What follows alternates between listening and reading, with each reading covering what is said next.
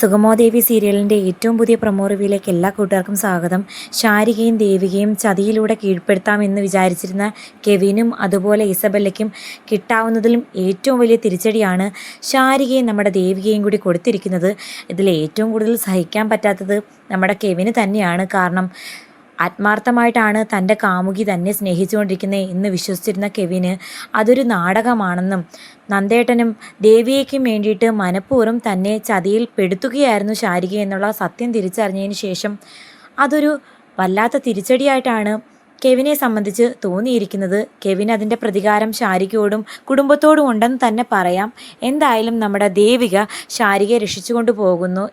ശേഷം നമ്മുടെ ദേവികയാണെങ്കിൽ ചന്ദ്രോത്തേക്ക് എത്തുന്നുണ്ട്. നമ്മുടെ പ്രഭാവതി ആൻറ്റിയെയും അതുപോലെ സിദ്ധാർത്ഥൻ സാറിനെയും കണ്ട് നടന്ന കാര്യങ്ങളൊക്കെ തുറന്നു പറയുന്നു. മാത്രമല്ല നന്ദനെക്കുറിച്ച് യാതൊരു അറിവുമില്ല. ഇനി ഇങ്ങനെ കാര്യങ്ങൾ നിസാരമായി വിട്ടുകിടത്തിട്ട് യാതൊരു കാര്യവുമില്ല. എത്രയും പെട്ടെന്ന് നന്ദനെ കണ്ടുപിടിച്ചേ പറ്റൂ.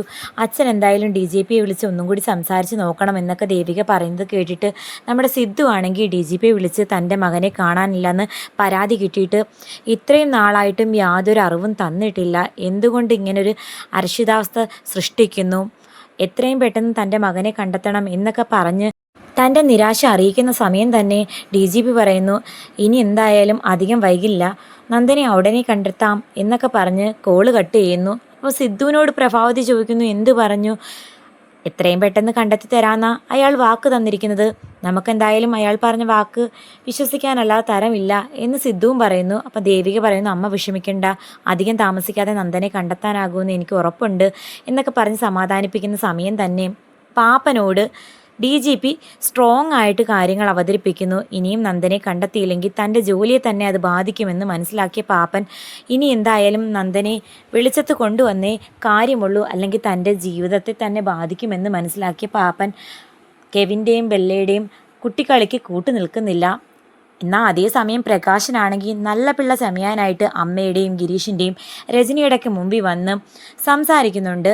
എന്നാൽ ഗിരീഷിന് മാത്രം പ്രകാശന് യാതൊരു വിധത്തിലും വിശ്വാസമില്ല. കാരണം പ്രകാശൻ എത്രയൊക്കെ മാറിയെന്ന് പറഞ്ഞാലും അവൻ്റെ മനസ്സിൽ അവൻ്റെ ഉള്ളിലും ആ ഒരു ദുഷ്ടൻ്റെ അല്പം വിത്തുണ്ട് എന്നുള്ളൊരു സംശയം ഇപ്പോഴും ഗിരീഷിനുണ്ട്.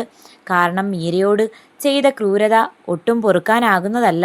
ഈ നടക്കുന്ന ചതിയിലൊന്നും തനിക്ക് യാതൊരു പങ്കുമില്ലെന്ന് ഗിരീഷിനെയും അതുപോലെ അമ്മയും രജനിയൊക്കെ വിശ്വസിപ്പിക്കാനായിട്ട് പ്രകാശൻ ഒരുപാട് കഷ്ടപ്പെടുന്ന സമയത്ത് ഇതെല്ലാം സംശയദൃഷ്ടിയോടെ തന്നെയാണ് ഗിരീഷ് നോക്കിക്കാണുന്നത്. അപ്പോൾ എന്തായാലും നന്ദനെ കാണാനില്ലാത്തതിനും അതുപോലെ ചന്ദ്രോത്ത് വീട്ടിന് ഒന്നിന് പിറകെ ഒന്നായി വരുന്ന ഈ ദുരന്തത്തിനൊക്കെ കാരണം അരുന്ധതി മേഡമാണെന്നും അവരുടെ വീട്ടിൽ ചെന്ന് ഒന്ന് ക്വസ്റ്റ്യൻ ചെയ്താലോ അല്ലെങ്കിൽ ഡീറ്റെയിൽഡായിട്ട് സെർച്ച് ചെയ്താലോ എന്തെങ്കിലും തെളിവ് കിട്ടും എന്നൊക്കെ പറയുന്ന സമയത്ത് രജനിയാണെങ്കിൽ സഹോദരനോടുള്ള സ്നേഹത്തിൻ്റെ പുറത്ത് പ്രകാശൻ പറയുന്നത് ആത്മാർത്ഥമായിട്ടാണ് എന്നൊക്കെ കരുതി വിശ്വസിക്കുന്നുണ്ട്. രജനിക്കാണെങ്കിൽ കുറച്ച് സമ്മാനമൊക്കെ ആയിട്ടാണ് പ്രകാശൻ വന്നിരിക്കുന്നത്. പ്രകാശ് പറയുന്നതിലും കാര്യമുണ്ട് ഗിരി, നമുക്ക് എന്തായാലും അങ്ങനെയൊന്ന് ശ്രമിച്ച് നോക്കിയാൽ എന്താ എന്ന് രജനി പറയുമ്പോൾ അവരവരുടെ ജോലി ഭംഗിയായിട്ട് ചെയ്യും, നമ്മളെന്തായാലും കംപ്ലൈൻറ്റ് കൊടുത്തിട്ടില്ലേ എന്ന് ഗിരി പറയുന്നു. എന്തായാലും നമ്മുടെ ബെല്ലയ്ക്കും കെവിനും ഒക്കെ കിട്ടാവുന്നതിലപ്പുറം തിരിച്ചടി കിട്ടി നിൽക്കുന്ന സമയത്ത് പാപ്പൻ്റെ ഈ ഒരു പിന്മാറ്റവും അല്ലെങ്കിൽ മറുകണ്ഠം ചാടലും കൂടി ആകുമ്പോഴത്തേക്കും എങ്ങനെ അവർ ഉൾക്കൊള്ളുമെന്നറിയില്ല. പാപ്പൻ്റെ നേതൃത്വത്തിൽ തന്നെ നന്ദന് വേണ്ടിയിട്ടുള്ള പോലീസ് അന്വേഷണം നടക്കുന്ന അതേ സമയം തന്നെ പ്രകാശനും കെവിനും ബെല്ലയും എല്ലാം കുടുങ്ങുന്ന ആ ഒരു നിമിഷത്തിന് വേണ്ടിയിട്ട് കാത്തിരിക്കാം.